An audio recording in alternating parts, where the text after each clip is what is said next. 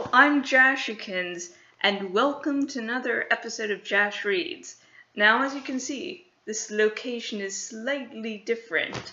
My dad has gone for a night or two, so both episodes for this week will be filmed at this location, which is actually like a hop, skip, and jump away from the other one. It's not a big house. Anyways, tonight I will be reading Chapter 14 from Animorphs #1 The Invasion by K.A. Applegate. They're all going off to a separate meeting, I said. All the full members. I'd sure like to know what goes on in that meeting. I struggled to sound normal, but my insides were churning. I saw people heading that way, Rachel pointed. Let's see if we can get close, I said. What's going on? Marco asked. I thought we just decided everything was normal here. It was Cassie who answered him. Nothing is normal here, she said. Can't you feel it? She shivered. All these so-called full members, they're all being so perfectly nice, so perfectly helpful. They're so perfectly normal. It's abnormal. And all the time their eyes are following you like a hungry dog watching a bone. Creepy, Rachel agreed. Like if you took cheerleaders, combined them with gym teachers, and made them all drink 10 cups of coffee. They are all just a little too happy, aren't they? Marco admitted. People keep telling me how all their problems disappeared once they became a full member of the sharing. It's like some cult or something. I'm getting into that secret meeting, I said. I had to know. I had to be dead sure. Let's get away from the fire, over behind that lifeguard stand. How are you going to get into the meeting? Marco asked. They won't worry about some stray dog that's walking along the beach, I said. Some stray... Oh, Marco said. Good idea, Cassie said. I do it too, but the only morph I can do is a horse. They would notice a horse. I checked to see that no one could see us. I waved over my head. A few seconds later, Tobias came swooping silently out of the starlit sky. He landed on the lifeguard stand. What's up? The full members are off in some private get-together, I told him. Do you know where they're? Of course. With these eyes, I can see the mice scampering through the dune grass. Nice, plump, tasty-looking things. Tobias, get a grip. Don't start eating mice just because you're in a hawk's bite. What's next? Roadkill? He didn't say anything. Maybe he was offended at my suggestion that he would ever eat roadkill, or worse. Maybe he wasn't offended. Where are the full members? I asked. About 100 yards down the beach. There's a little bowl-like area formed by the dunes. There are people posted all around, though, like guards. I nodded. Good job, Tobias. You've been in that body for more than an hour. You need to morph back. No, I'll keep watch from above for a while longer, he said. No, Tobias, I said sharply. You need to morph back. You've done what we needed you to do. There is that little problem. I don't exactly have any clothes on. Marco has your clothes in a bag. Rachel and Cassie will turn away while you morph. Cassie grinned. I am going to have to teach you boys how to morph clothing. Still, Tobias hesitated. I hate changing back. It's like going back into prison or something. I hate it when I don't have wings.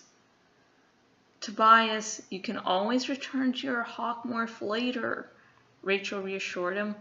Now come on, both of you. I'll look the other way so your delicate boy modesty isn't offended. I took a deep breath. It was only my second morph.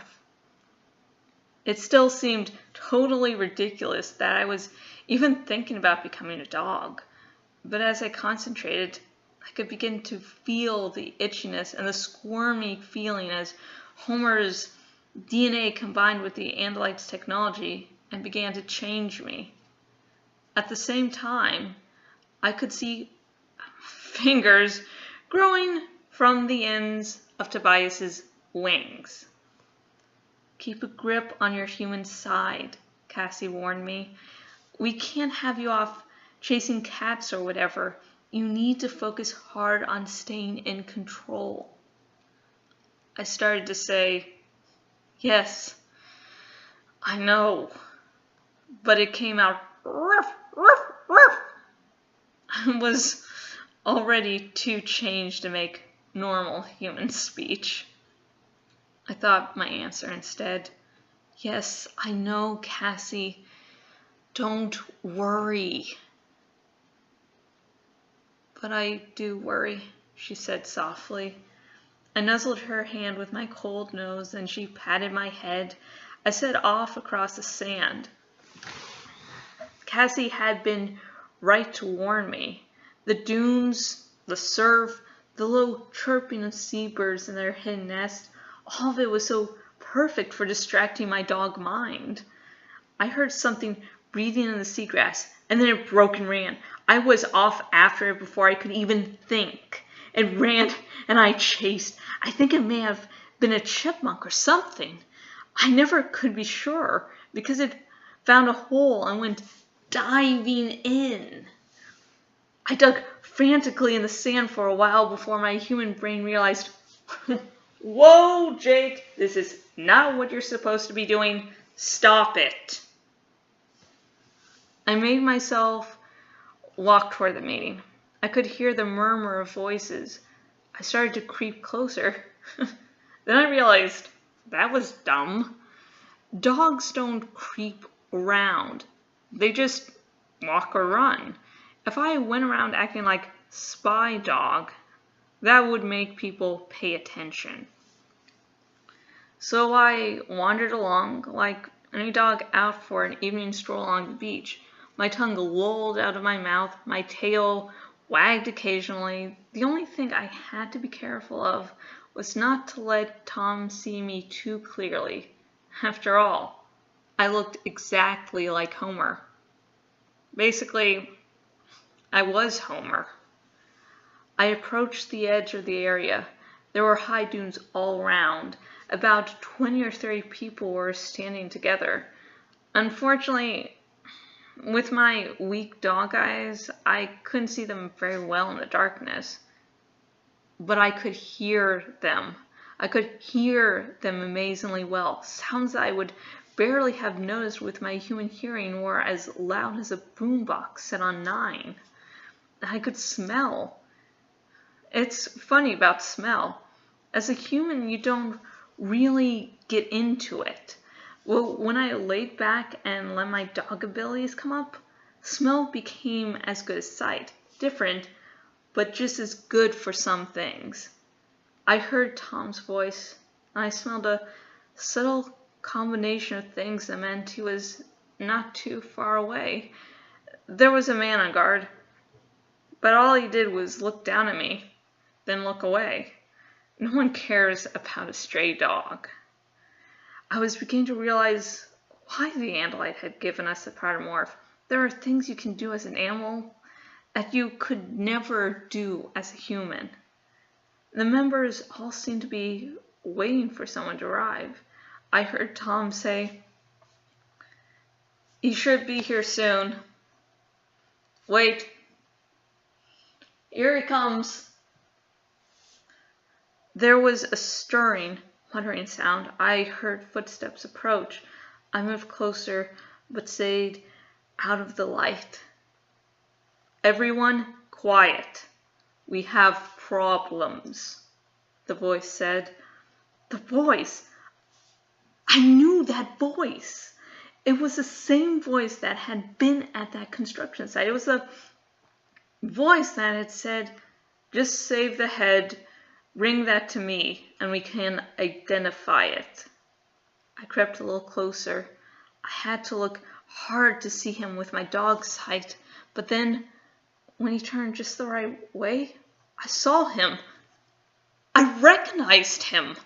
It was someone I knew, someone I saw every day at school. None other than Assistant Principal Chapman. My assistant principal was a controller.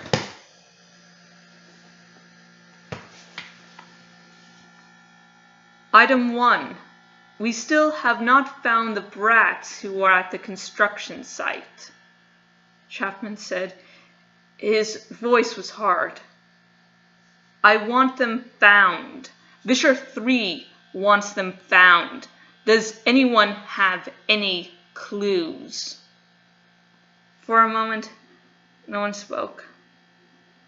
Then I heard a second familiar voice. It could have been anyone, Tom said, but it might be the one who's my brother, Jake. I know he goes to the construction site sometimes. That's why I brought him here tonight, so we could either make him ours or kill him. And that's the end of the chapter. I just like doing the or kill him, fuck it. But yeah. So yeah, I was not really able to practice as much as I would want. Hang on one moment. Friday night, I was unusually social. I went out to a little party, so I didn't do any practicing Friday. I did some Saturday. I don't think I did any Sunday because of something on Monday, and so today I did some last minute practicing, which I don't really like to do. I was like, okay, I'll practice 2 or 3 times. Okay, got it. So, yeah. As per usual, if you have any questions or comments about this chapter, please ask below. Please, major spoilers, keep away from, because I really hope that maybe someone sees these videos and gets interested in the Animorphs series, and I don't want major plot points revealed. And like every week, if you drink, and if you're not underage, get some. I'm drinking some sake, but you can seriously get anything. I don't care. And if you don't drink alcohol for whatever reason, get some milk, water. But yeah, that's what I'm doing. And after I'm done with this, I'm going back to watching the commentaries on the extended edition of Lord of the Rings, The Fellowship of the Ring. I was like, there's might be 1 or 2. Besides bloopers, I love commentaries, and I never checked the commentary section on this, DVD before. And I was like, oh my god, they're blessing me with 4 different commentaries. So for the many commentaries on the Lord of the Rings, the Fellowship of the Ring, and for A Night of Freedom, without Dad coming home and me getting to stay and watch TV late into the early morn, cheers!